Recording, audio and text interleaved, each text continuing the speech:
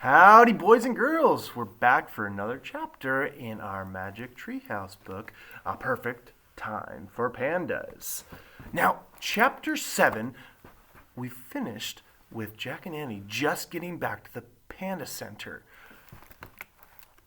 So, chapter 8 is titled One Panda at a Time. So, boys and girls, we're going to read through our chapter, and at the end, we're going to talk about something super important, and we're going to be able to illustrate and maybe write some sentences about what we learned and what we're going to be thinking about. So, listen up. Here we go. Chapter 8, One Panda at a Time. Yes, thank you. We need all the help we can get, said Dr. Ling. She looked dazed and frightened. Jack and Annie scrambled down from the wreckage. Where's your grandma at? Asked Dr. Ling. She's... Jack looked at Annie. Helping earthquake victims south of here, said Annie.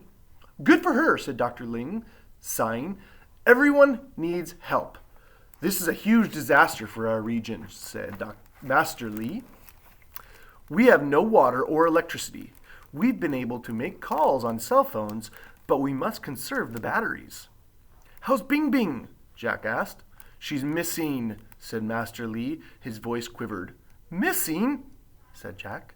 Yes, said Master Lee. I can't find her anywhere. Don't worry, we will help, said Annie. Master Lee's eyes welled with tears. Thank you, he said. She is like a member of my family. He took a deep breath, then spoke clearly and steadily. The pandas are terrified by the quake and landslide. Many of their homes have been destroyed. The stone walls around their yards have collapsed. We also have staff who have been injured, said Dr. Ling. Master Lee and I must go now and help those who have been trapped in the rubble. While you do that, we'll look for Bing Bing, said Annie. Thank you, said Master Lee, but be careful. Remember, she's a wild animal. She might be so upset and confused that she might attack you by mistake. We will remember. Come on, Jack, said Annie. Oh, wait, said Dr. Ling. So everyone will know you are here to help. Please put on your volunteer clothes back on. She pointed to the bin. Then she and Master Lee hurried off. Jack and Annie grabbed their coveralls from the bin and pulled them on over their wet clothes. Let's check around Bing Bing's house first, said Jack. He and Annie ran across the grounds over shards of glass and fallen debris. They passed broken windows and cracked concrete walls. The kindergarten area was empty of cubs. The quake had overturned the swing sets and slide. When Jack and Annie arrived at Bing Bing's house, they saw that the stone wall enclosing her yard had crumbled. She must have run off into the woods, said Jack. We have to go look for her, said Annie. Jack and Annie climbed over the collapsed wall. Then they scrambled over piles of shrubs and branches into the forest. Bing, Bing, Annie called out. Bing, Bing, Jack echoed. They kept moving towards broken brush until Jack stopped. He grabbed Annie. Shh, he said, and pointed. Bing Bing was sitting in the middle of a fallen bamboo grove. Her forepaw rested on her lap. Her head sagged on her chest, and her eyes were closed. The giant panda was snoring. She looks exhausted, said Jack. Annie smiled. She doesn't look like she's going to attack us, she said. Bing Bing raised her head. When she saw Jack and Annie, she let out a bellow. Don't be scared, Bing Bing, said Jack. He and Annie crept a little bit closer to the panda. They knelt down beside her. Hi there, said Annie. She gently patted the panda's furry head. Bing Bing made soft sounds.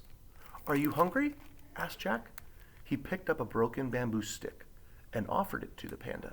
She took the shoot of bamboo in her paws and pulled off the leaves with her teeth. She gazed at Jack as she chewed.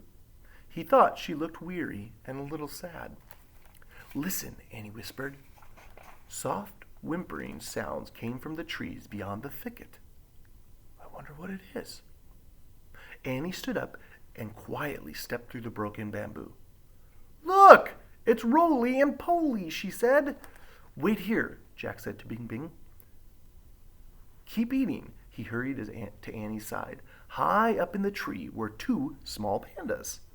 It's okay, said Jack, as if we were talking to the little children. Come down now, one panda at a time. Come on, Roly. Annie coaxed the nervous panda cub. Come to me. The panda started down the tree trunk, rump first. When he got close to the ground, Annie put her arms out and he jumped into them. Roly made little chirping sounds. I understand, Annie said to the cub. The earthquake was awful, wasn't it? You were so scared, but you're fine now. I've got you. You're next, Polly, said Jack. Come down.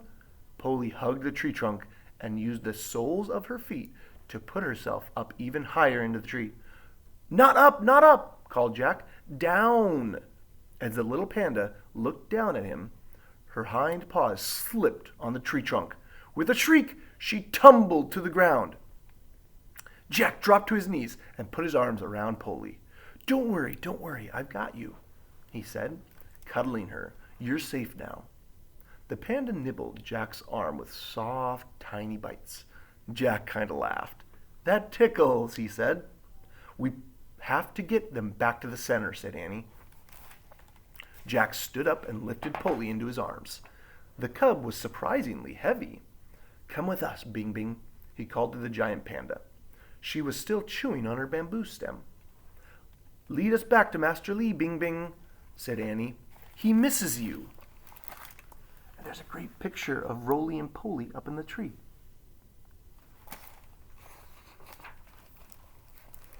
Bing Bing licked her paws. She stood on all fours and shook herself like a dog. Then she started towards the panda center with her rolling gait. Jack and Annie carried the cubs through the brush until more whimpering pandas' sounds made them stop. Wait, Bing Bing, called Jack. Look, said Annie. A third cub, smaller than the other two, was peeking out from behind an old tree stump. Well, hi there, said Jack. The cub rushed towards Jack, yipping like a puppy. He clasped Jack's legs and held on tightly. Clutching Polly gently under his arm, Jack bent down and put his left arm around the little panda. The frightened cub was shivering. Poor little guy, said Jack. Can you carry two? Asked Annie. I'll try, said Jack. He clumsily scooped little guy off the ground. Got him, said Annie.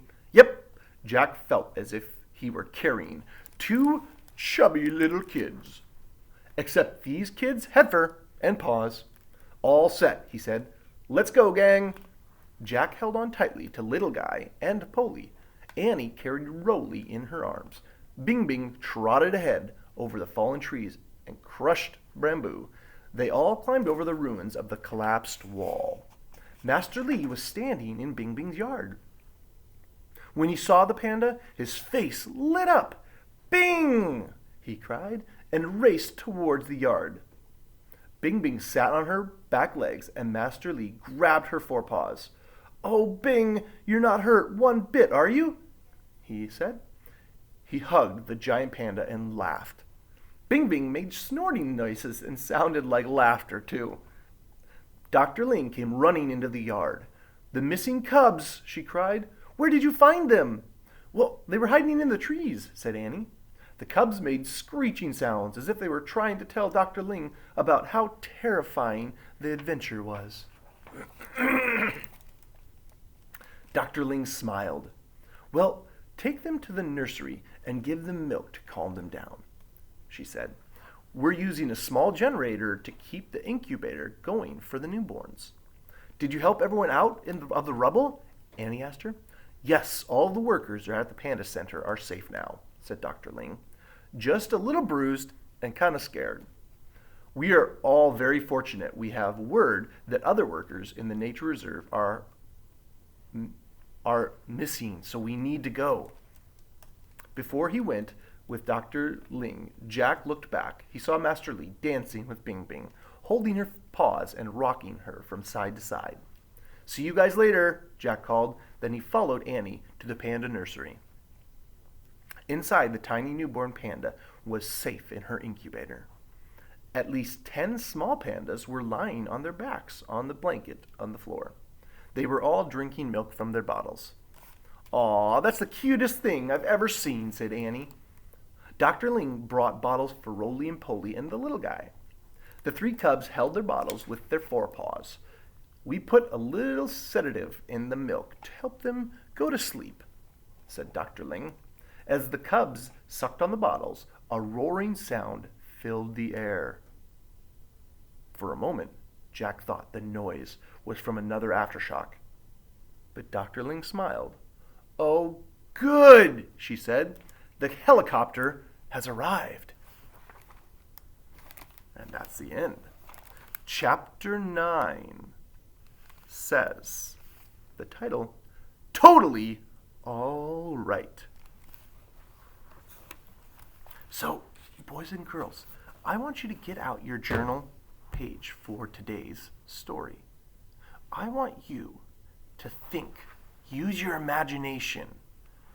What do you think might happen next in our story?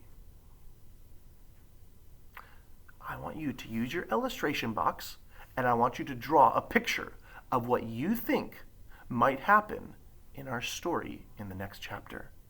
See if you can maybe label some of those things that you're drawing. And when you're all done, maybe you could try writing a sentence and tell your moms, tell Mr. Riley what you think might happen next in the chapter coming up. So, I hope you guys had fun today. We will read chapter 9 tomorrow. All right, guys. Miss y'all, love ya, and we'll see you soon. Adios.